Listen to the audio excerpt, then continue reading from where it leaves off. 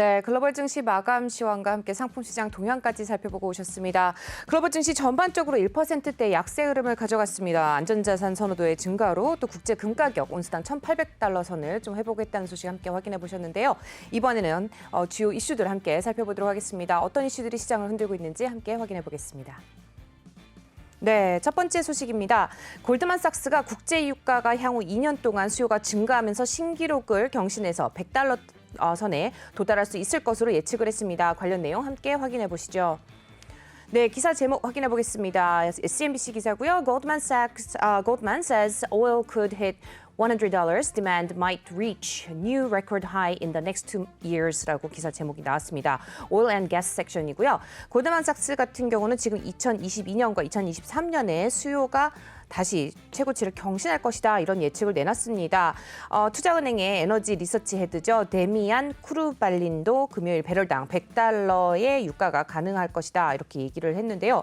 석유 수요는 최근 오미크론 변이가 발생하기 전에 이미 기록적인 수준이었습니다. 그러면서 항공 여행에 대한 수요는 계속해서 회복될 것이라고 데미안 쿠르발린 에너지 리서치 헤드가 말을 했습니다. 뭐라고 있는지 구체적으로 얘기를 좀 더 확인을 해봤더니 에너지 전망 브리핑을 통해서 우리는 이 최신 모델 이전에 이미 기록적인 높은 수요를 기록했다. 더 많은 제트기 수요를 추가하고 있고 세계 경제는 여전히 성장을 하고 있으며 2022년과 2023년에 수요가 사상 최고치를 기록할 평균을 어떻게 낼지 알 것이다. 이렇게 말을 했네요. 계속해서 좀 더 보시면은요. 국제 벤치마크격이죠. 브렌트유, 또 미국 원유 같은 경우는 팬데믹 이후에 수요가 공급을 초과하면서 최근 몇 달 동안 80달러 이상으로 급등을 했다. 치솟는 천연가스 가격 또한 전 세계, 특히 유럽에서 위기를 일으켰고 하지만 오미크론 변이는 감정을 약화시키면서 최근 몇 주 동안 가격을 70달러 이상으로 다시 끌어올리는 추세에 있다라는 점까지 확인을 해보실 수가 있겠습니다. 한편 항공 여행에 지장을 주는 규제가 완화될 것으로 기대를 하고 있다고 하는데요. 항공 여행이 부분적으로 아시아 때문에 회복이 더디다라는 의견을 내놨습니다. 최근까지 호주와 뉴질랜드, 싱가포르와 같은 나라들은 국제 이적을 제한하는데 매우 공격적으로 완화되고 있다라고 했고요. 이러한 분위기와 물결이 지나갈 때까지 기다려야 되지만 이제는 국제 여행이 내년에 더 회복될 것임을 시사한다. 유가가 2022년 배럴당 85달러가 될 것이고 가격이 5달러에서 10달러까지 더 오를 수 있는 상승 리스크가 있다라는 점까지 짚었습니다.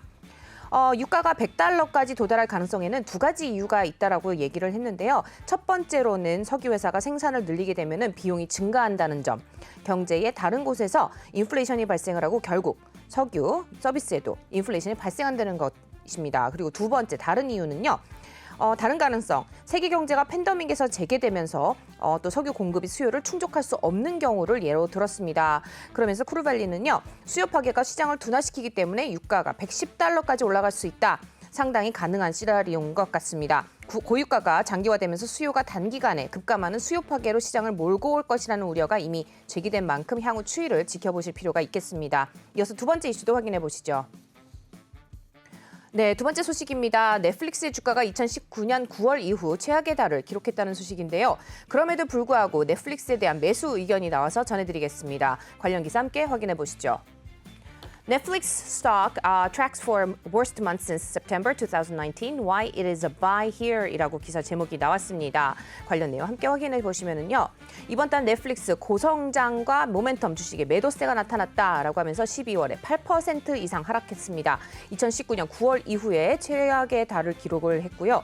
넷플릭스는 12월에 메타와 아마존, 애플과 알파벳과 같은 빵 주식 중에서 가장 최악의 실적을 기록을 했습니다.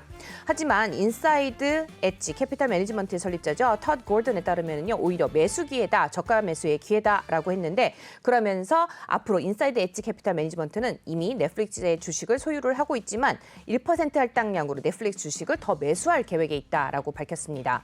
기술적으로 바라보는 것 같습니다. 기술 지원이 명확하게 또 정의되고 있고 기본 사항이 마음에 든다. 차트가 아주 마음에 들어서 넷플릭스에 대한 노출을 추가하려고 한다라고 했고요.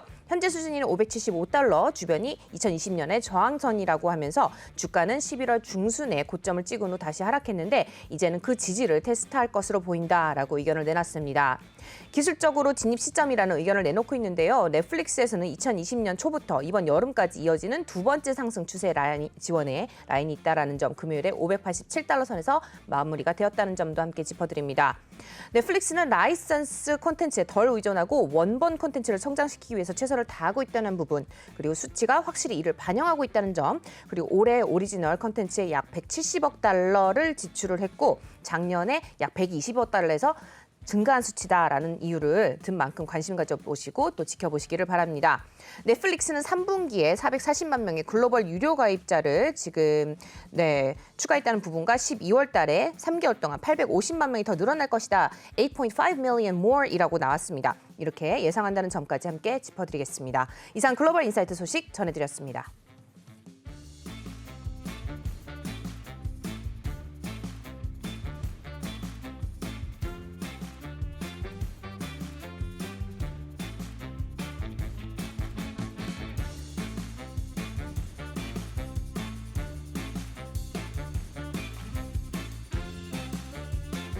네, 개장 전에 시장의 점검을 해드리고 있는 오프닝 벨과 함께하고 계십니다. 현재 시각 8시 24분 지나고 있습니다. 일단 지난 주말에 또 어떻게 뉴욕 증시 또 관련한 이슈들이 있었는지 또 말씀 좀 나눠볼 텐데요.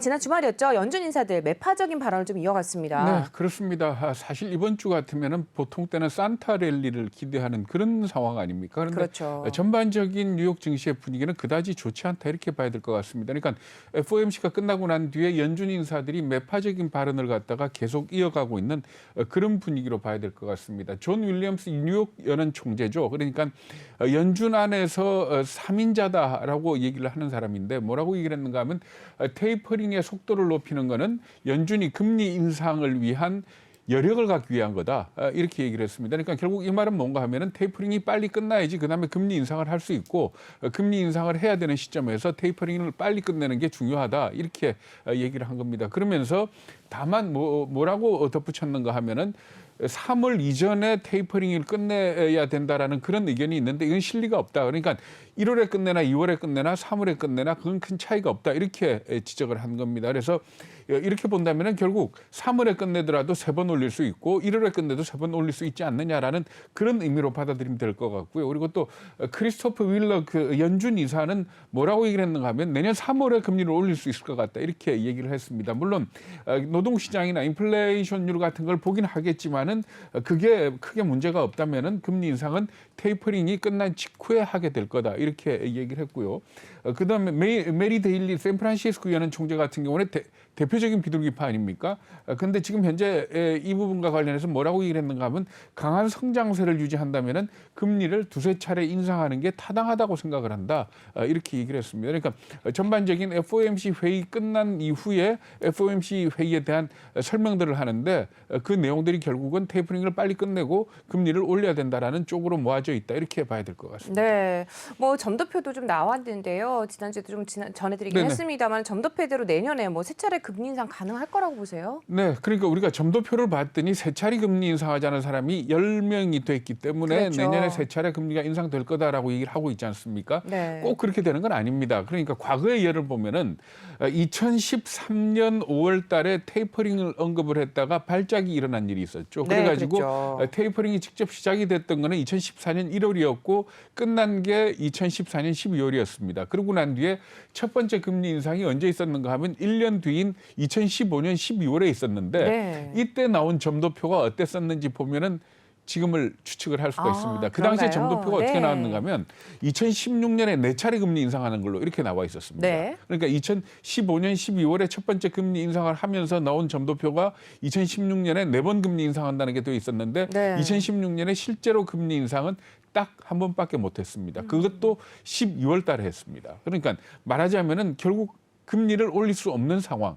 그러니까 지금 연준 이사들이나 연준 관계자들이 하고 있는 얘기가 뭔가 하면은 금리를 올린다는 것 자체는 경제가 좋다는 얘기다. 그러니까 네. 금리를 올리더라도 인플레이션이라든지 아니면 성장률이라든지 물가라든지 이런 걸 보고 할 텐데 그렇죠. 경기가 침체되는 상황에서는 금리를 올릴 수가 없지 않습니까? 그러니까 네. 이런 부분에 대해서 시장을 안심시키고 있다 이렇게 보시면 될 것 같습니다. 네, 뭐 그런 의미에서 바라본다고 하면은 오미크론 변이에 대한 확산 이 부분을 좀 주목해봐야 되지 않을까 싶어요. 네, 그렇습니다. 그러니까 지금부터 악재는 이렇게 봐야 될 겁니다. 그러니까 지금 그 코로나가 처음 등장을 해서 악재가 등장을 했을 때는 연준이 뭔가 더 주겠구나라고 기대를 했지 않습니까? 그렇죠. 이제는 더 줄 거는 네. 없지만은 오미크론이 확산이 돼서 경기가 침체된다면은 금리를 그렇게 빨리 올리지는 못하겠죠. 이런 측면에서 볼 적에 사실 오미크론이 처음 등장했을 때 독일의 한 전문가 같은 경우는 크리스마스 선물이 될 거다라고 얘기를 했지 않습니까? 근데 지금 현재 빚어지고 있는 상황을 보면은 이 얘기는 전혀 틀린 것 같고요. 네. 이제 시장에까지 본격적으로 영향을 미친다 이렇게들 보고 있는 거거든요. 이렇게 된다면은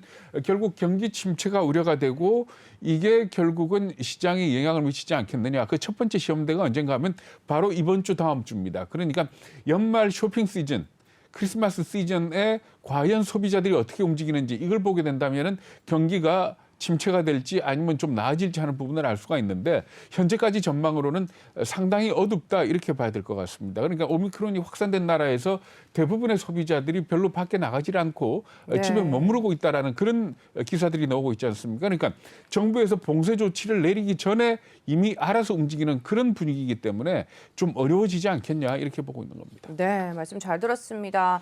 이번 주에도 뭐 주목을 해봐야 될 경제 지표가 또 발표가 있죠. 미국 연준이 인플레이션의 기준으로 삼게 되는 개인 소비 지출 가격 지수가 발표가 됩니다. 이 부분도 좀 주목해봐야 되지 않을까 싶은데요. 네, 그렇습니다. 우리가 보통 소비자 물가 지수 그러면 미국에서 노동부가 발표하는 CPI 지수를 주로 얘기를 하는데 사실 네. 연준이 기준으로 삼는 게 이 개인 소비 지출 물가 지수라는 PCEPI 아닙니까? 네, 이 그렇죠. PCEPI 같은 경우에는 소비자 물가 지수하고 비교를 하면은 이 대상 품목이 좀 광범위하고요. 네. 그리고 그 비중 조절을 갖다가 순발력 있게 한다 이렇게 얘기를 하고 있습니다. 그래서 PCEPI하고 CPI를 놓고 그래프를 그려보면 올라갈 때 CPI가 조금 더 그러니까 소비자 물가 지수가 좀 과장되는 그런 측면이 있습니다. 그렇기 때문에 연준이 가장 기준으로 삼는 게 이 개인 소비 지출 물가 지수 중에서도 에너지와 식료품을 뺀 근원 PCPI를 보는데 이게 10월 달에 얼마가 올랐는가 하면 4.1%. 그러니까 연준의 목표 2%를 갖다가 배 이상 올랐지 않습니까? 네. 근데 지금 11월 달,